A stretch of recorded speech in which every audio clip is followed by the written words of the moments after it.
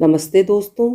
हिंदी साहित्य की प्रसिद्ध लेखक और लेखिकाओं की चुनिंदा और मनोरम कहानियों की श्रृंखला में आज एक कड़ी और जोड़ते हैं, अमृता प्रीतम जी की कहानी शाह की कंजरी से। तो आज सुनिए अमृता प्रीतम जी की लिखी हुई कहानी शाह की कंजरी। उसे अब नीलम कोई नहीं कहता था, सब शाह की कंजरी कहते थे। नीलम को लाहौर हीरा मंडी के एक चौबारे में जवानी चढ़ी थी और वहाँ की एक रियासती सरदार के हाथों पूरे 5,000 में उसकी नथ उतरी थी और वहाँ ही उसके हुस्न ने आग जलाकर सारा शहर झुलसा दिया था। पर फिर वो एक दिन हीरा मंडी का रास्ता चौबारा छोड़कर शहर के सबसे बड़े होटल फ्लैटी में आ गई थी। वही शहर था, पर सारा शहर जैसे रातों रात उसका नाम भूल गया हो। सबके मुंह से सुनाई देता था शाह की कंजरी। गजब का गाती थी, कोई गाने वाली उसकी तरह मिर्जे की सद नहीं लगा सकती थी। इसीलिए चाहे लोग उसका नाम भूल गए थे, पर उसकी आवाज़ नहीं भूल सके। शहर में जिसके घर भी तवे वाला बाजा था, वो उसके भरे हुए तवे जरूर खरीदता था। पर सब घरों में तवे की फरमाइश के वक्त हर कोई ये जरूर कहता था, आज शाह की कंजरी वाला तवा जरूर सुनना है। लुकी छिपी बात नहीं थी, शाह के घर वालों को भी पता था। सिर्फ पता ही नहीं था, उनके लिए बात भी पुरानी हो चुकी थी। शाह का बड़ा लड़का जो अब ब्याहने लायक था, जब गोद में था तो सेठानी ने जहर खा के मरने की धमकी दी थी। पर शाह ने उसके गले में मोतियों का हार पहनाकर उससे कहा था, शाहनिए, वो तेरे घर की बरकत है। मेरी आंख जौहरी की आंख है। तूने सुना हुआ नहीं है कि नीलम ऐसी चीज होता है जो लाखों को खाक कर देता है और खाक को लाख बनाता है। जिसे उल्टा पड़ जाए उसके लाख के खाक बना देता है और जिसे सीधा पड़ जाए उसे खाक से लाख बना देता है। वो भी नीलम है, हमारी राशि से मिल गया है। जिस दिन से साथ बना है, मैं मिट्टी में हाथ डालूं तो सोना हो जाती है, पर वही एक दिन घर उजाड़ देगी, लाखों को खाक कर देगी। शाहनी ने छाती की साल सहकर उसी तरफ से दलील दी थी जिस तरफ से शाह ने बात चलाई थी। मैं तो बल्कि डरती हूँ कि इन कंजरियों का क्या भरोसा, कल किसी और ने सब्ज बाग दिखाए और जो वो हाथों से निकल गई तो लाख से खाक बन जाना है, शाहनी ने कहा। और शाहनी के पास अब और दलील नहीं रह गई थी, सिर्फ वक्त के पास रह गई थी और वक्त चुप था, कई बरसों से चुप था। शाह सचमुच जितने रुपए नीलम पर बहाता, उससे कई गुना ज़्यादा पता नहीं कहाँ कहाँ से बहकर उसके घर आ जाते थे। पहले उसकी छोटी सी दुकान शहर के छोटे से बाजार में होती थी, अब सबसे बड़े बाजार में लोहे के जंगले वाली सबसे बड़ी दुकान उसकी थी।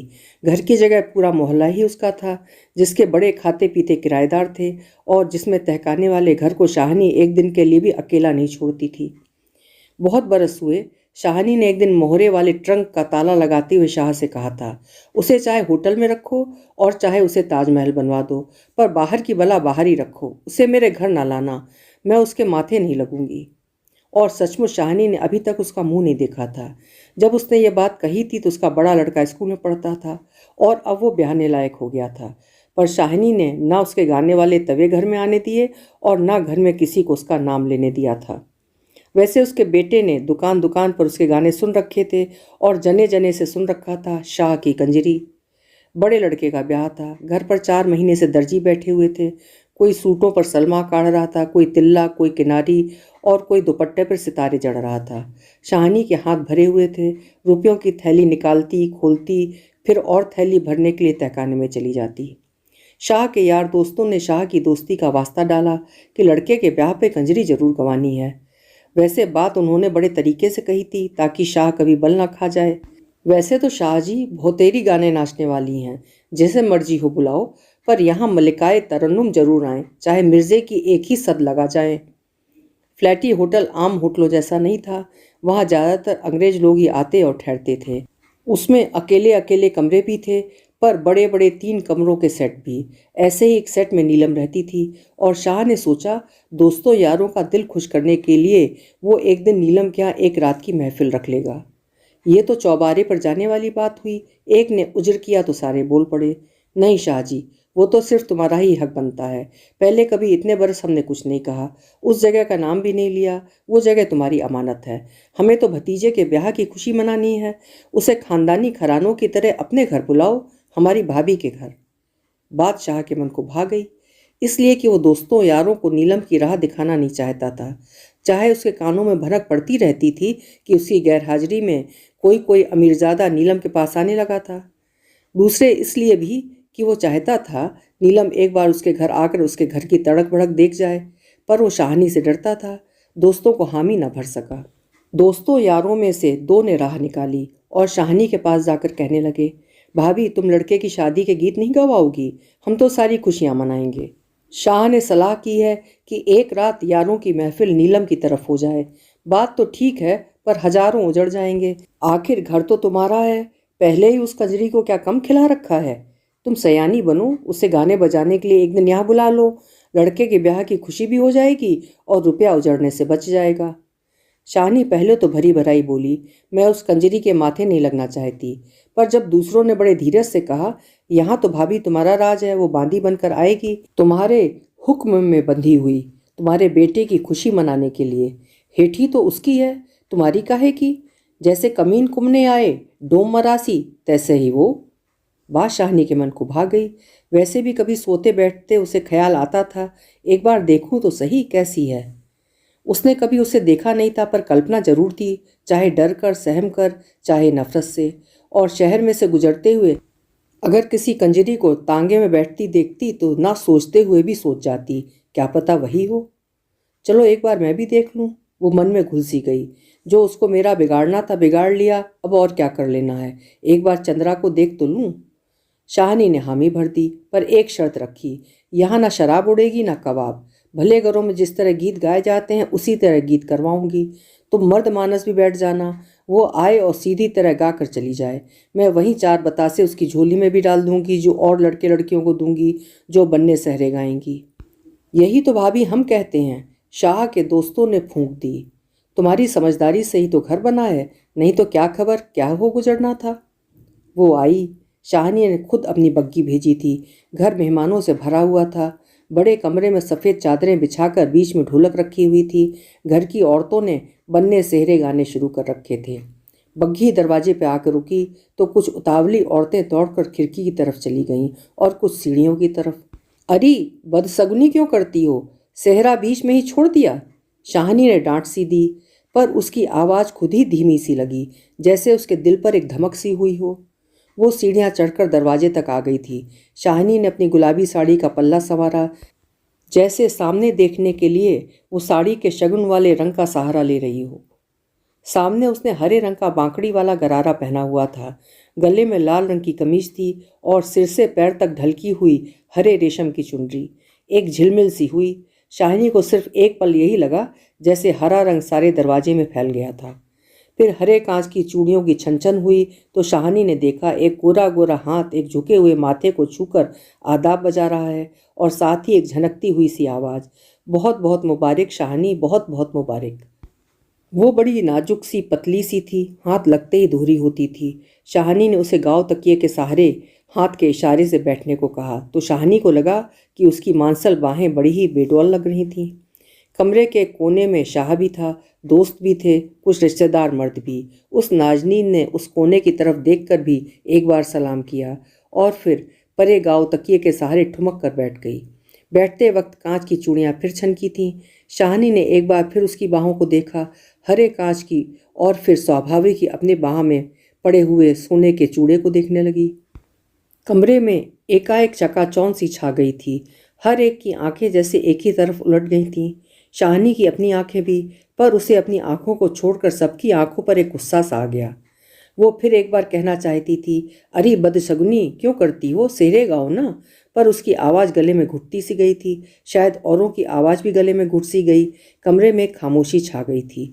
वो अधबीच रखी हुई ढोलक की तरफ देखने लगी और उसका जी किया कि वह बड़ी जोर से ढोलक बजाए।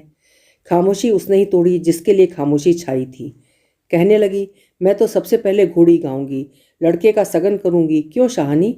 और शाहनी की तरफ ताकती हंसती हुई घोड़ी गाने लगी, निक्की निक्की बुंदी निक्कियां मी वेवरे, तेरी माँ वे सुहागन तेरे सगन करे।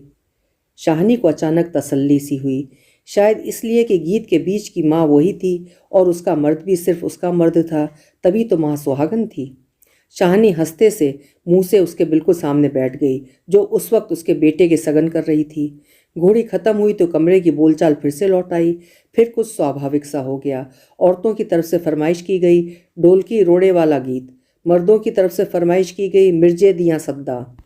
गाने वाली ने मर्दों की फरमाइश सुनी अनसुनी कर दी और ढोलकी को अपनी तरफ खींचकर उसने ढोलकी से अपना घुटना जोड़ लिया। शाहनी कुछ रौ में आ गई, शायद इसलिए कि गाने वाली मर्दों की फरमाइश पूरी करने के बजाय औरतों की फरमाइश पूरी करने लगी थी। मेहमान औरतों में से शायद कुछ एक को पता नहीं था, वे एक दूसरे से कुछ पूछ रही थीं और कई उनके कान के पास कह रही थीं, यही है शाह की कंजरी।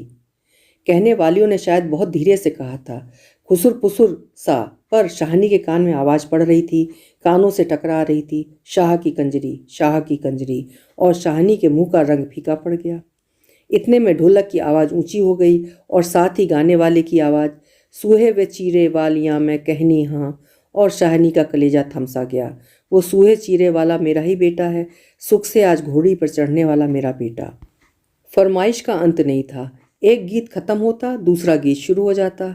गाने वाली कभी औरतों की तरफ ही फरमाइश पूरी करती, कभी मर्दों की।